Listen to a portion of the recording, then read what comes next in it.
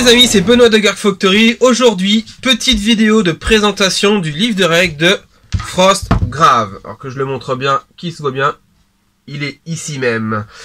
Ensuite, deuxième partie de la vidéo, je vais vous montrer l'évolution de la table de jeu que je suis en train de fabriquer, qui sera sur un plateau de 90 par 90 cm. Mais sans plus attendre, on va ouvrir le livre. Donc voici, comme prévu, le livre de règles Frostgrave, qu'on va découvrir ensemble. Donc livre avec couverture rigide cartonnée, papier glacé à l'intérieur, vraiment quali. Hein.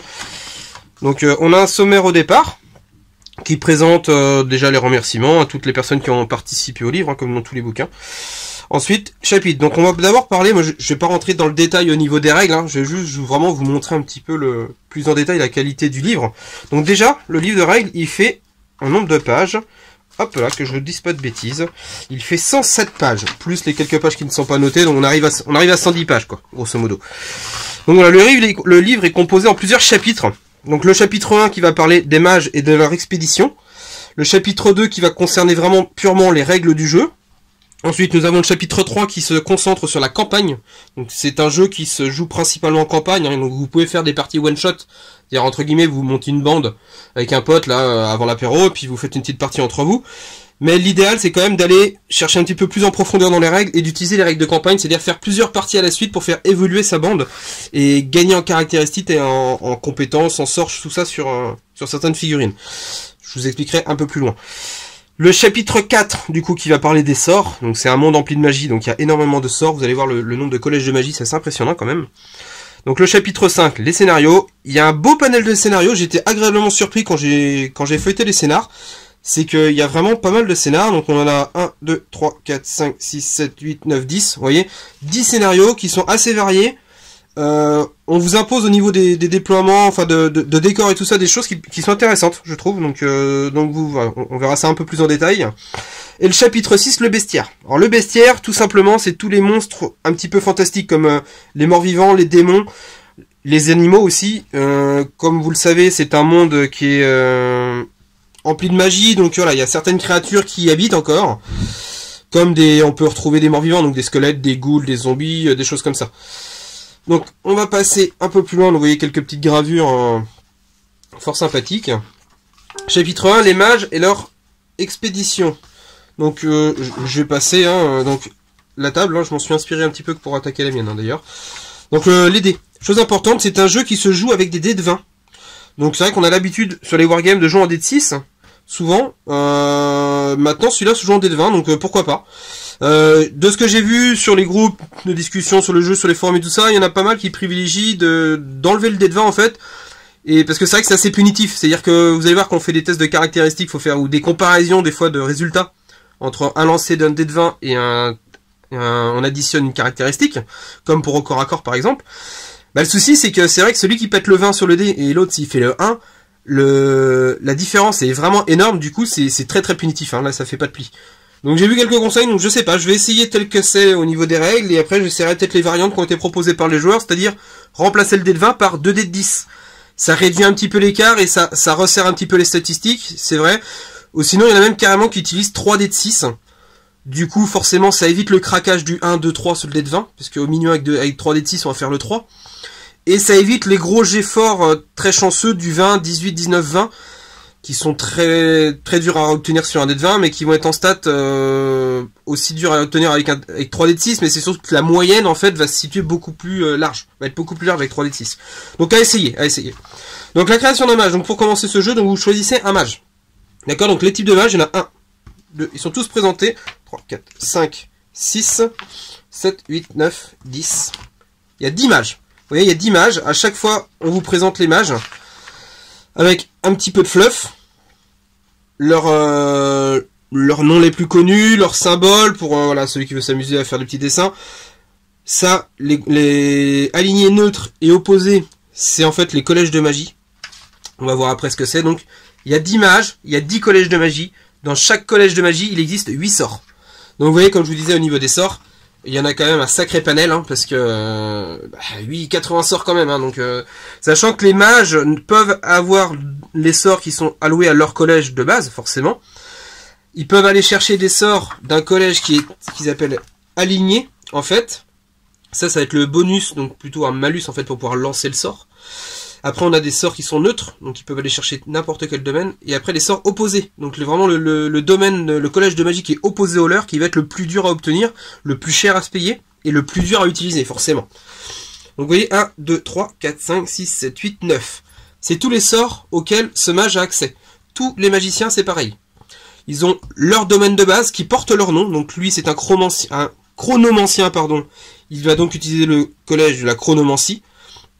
Et il peut avoir accès aux 9 autres collèges. Ensuite, hop, on va passer. Donc les caractéristiques, vite fait, je vous fais un petit point sur les caractères parce que j'y suis. Donc, la bande, elle se compose de 10 figurines. Vous avez le mage, qui va être accompagné de son apprenti. Alors dans la règle, c'est rigolo parce qu'ils disent que le mage, on le paye pas. On a 500 couronnes pour payer sa bande. L'apprenti n'est pas obligatoire. Maintenant, c'est alors méga très fortement conseillé.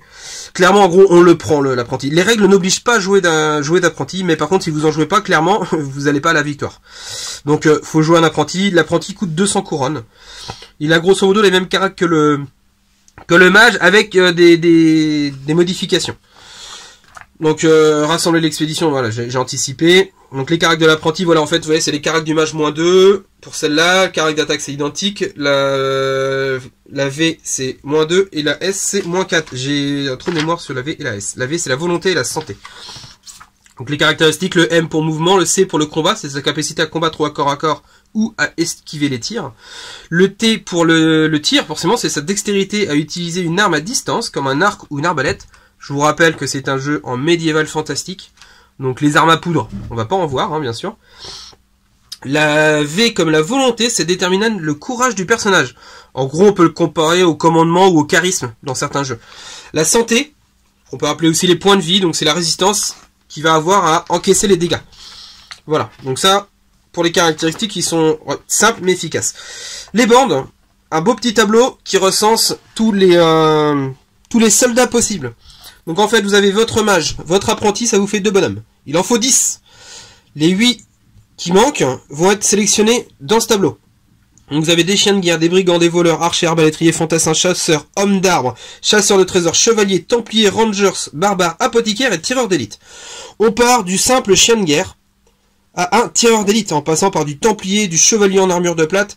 Voilà, là on commence avec du soft, on finit par du très lourd. Je ne vais pas rentrer dans le détail comment on constitue sa bande, mais grosso modo, parce que ça on verra ça au niveau de la campagne. Je ferai une autre petite vidéo qui parlera plus précisément de la campagne.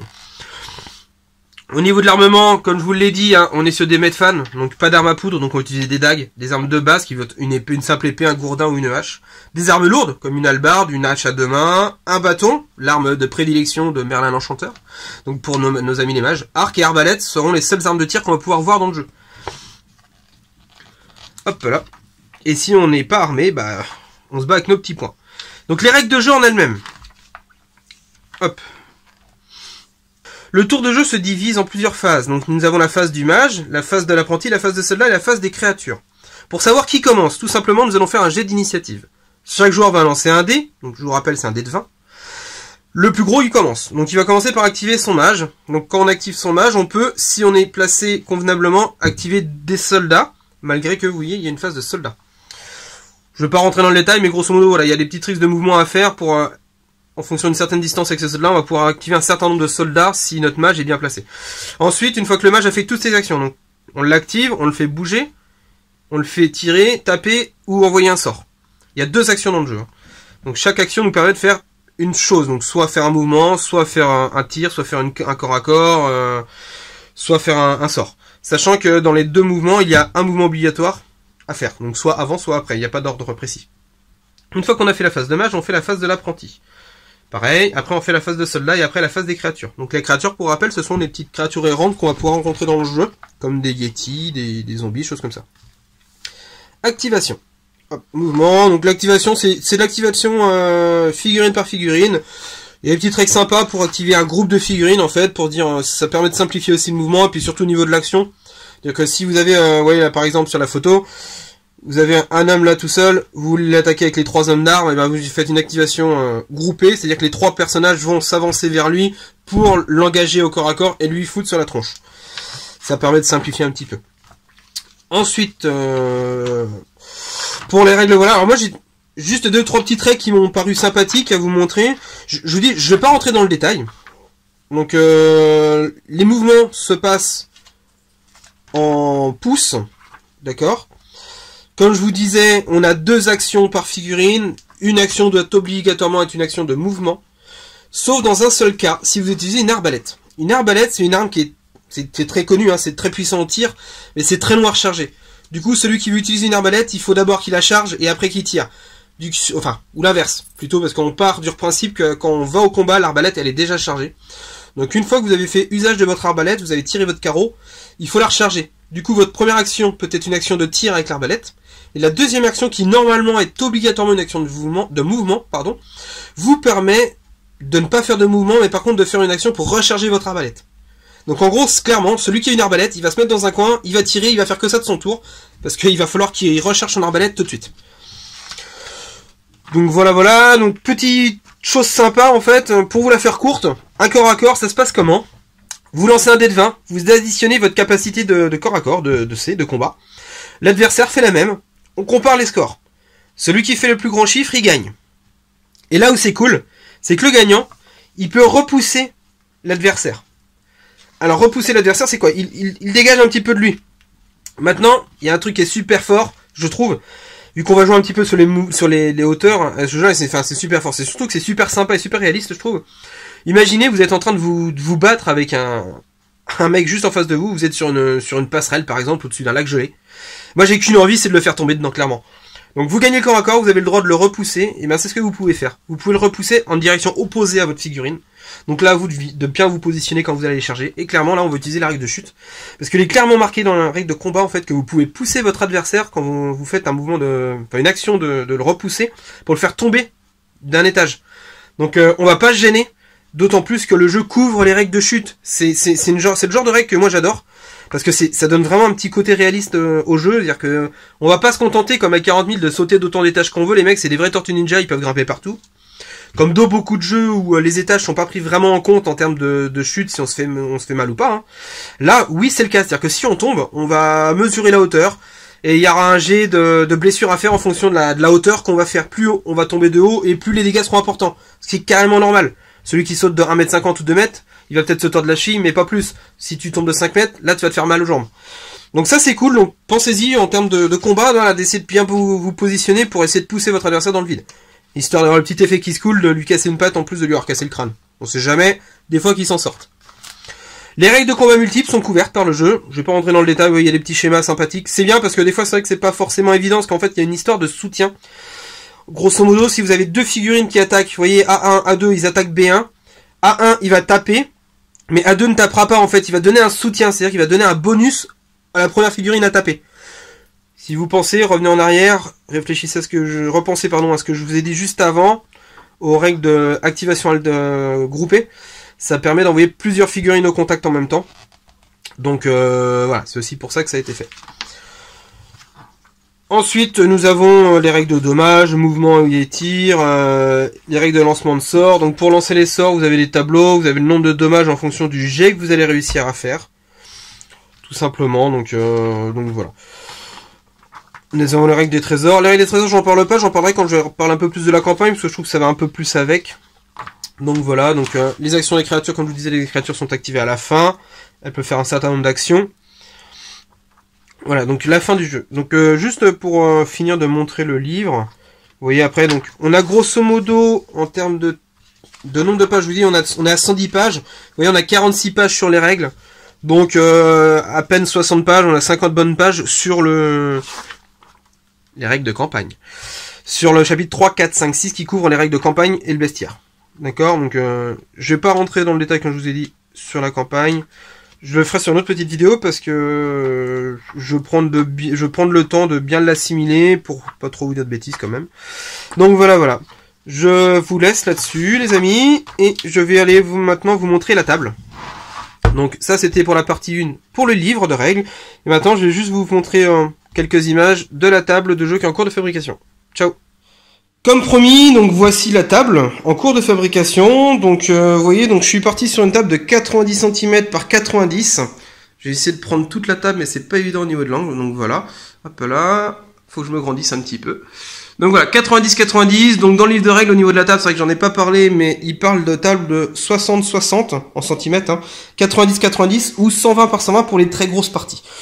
Moi je me suis dit 90-90 c'est pas mal, parce que moi j'ai quand même prévu de couvrir pas mal de jeux, avec chacun sa propre table, donc moi au niveau place après, compliqué.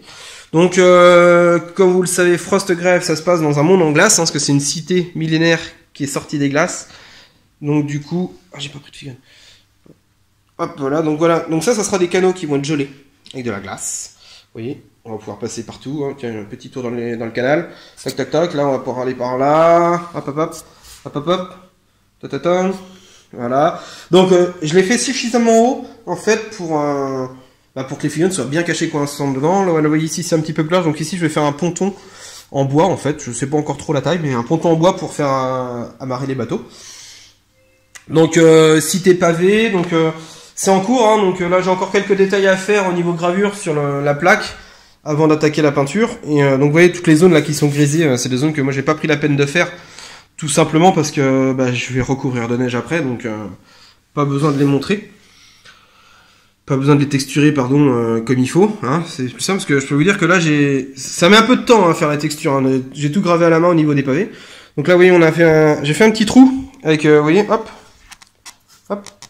Une petite canalisation là, c'est juste pour le trip que les filles vont pouvoir passer là.